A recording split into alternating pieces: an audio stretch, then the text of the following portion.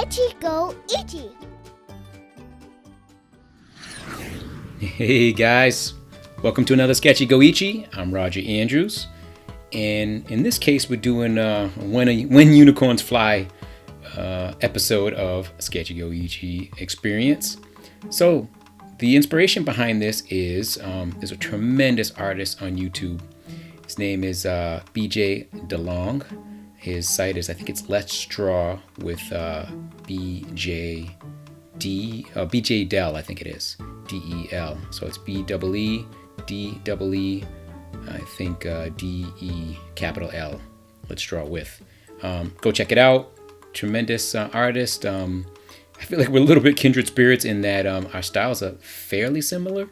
And in terms of the refinement of the line and color quality and all that stuff. But what I really appreciate about what he does is what I'm trying to do with my site is the instruction part of it, the sort of sharing the knowledge and sharing the information and kind of helping young artists and older artists kind of get a feel for their drawings and get comfortable with it and know the apps and know the techniques and all that good stuff. So speaking of all of that, as you can see in the early stages of this, I quickly scratched out, etched out that the shape of this unicorn. That I prefer to use a red line. Sometimes I use blue, sometimes I use purple. It's just sometimes I use light gray.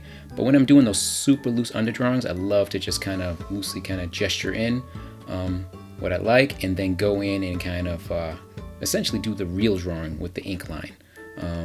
I've mentioned in previous videos, for me it's like an energy thing. I only have enough energy to do a limited amount of passes. However, if your technique is you like to kind of noodle and kind of figure it out, yeah, feel free.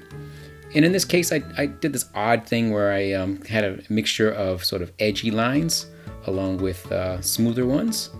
And then when I got to the color stage, again, thanks to BeeJayDeL, he pointed out this nice little new feature in Procreate where you can do a reference. You can make a reference layer out of the line art, and then underneath it you can just literally like eyedropper fill colors within the shapes, and it's a super fast way of applying color. You know what I'll do? I'm gonna probably do my own video. Actually, you know what? Go check out his videos. Go to his YouTube channel. He does a great job of kind of breaking down how to do it.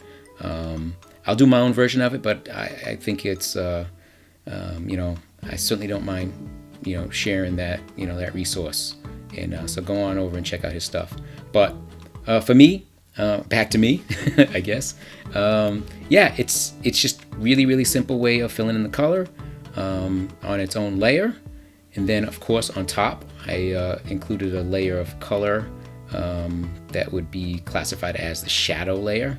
I like to use a clipping mask layer, so I keep everything that's kind of bound within the line art shape, and that to me is a quick way to do it. I can kind of go beyond, and I'm not worried about messing up the line art, and I'm certainly not worried about kind of drawing into the background and having to go back and re-render. It's a very simple process. I highly recommend it. So this is really essentially a 5. I added a highlight layer, that white highlight, which I kind of lower the opacity to kind of make it feel a little more natural. And that's that. I repositioned it here, colored the unicorn horn yellow to kind of pick up the color from the rainbow, and that's that. Oh, as you can see here, I also kind of juiced up his color just to give it more contrast. So anyway, contrast is key. Remember that, and also remember to subscribe. So, sketchyGOichie, live your moment. Happy sketching, y'all. Peace out.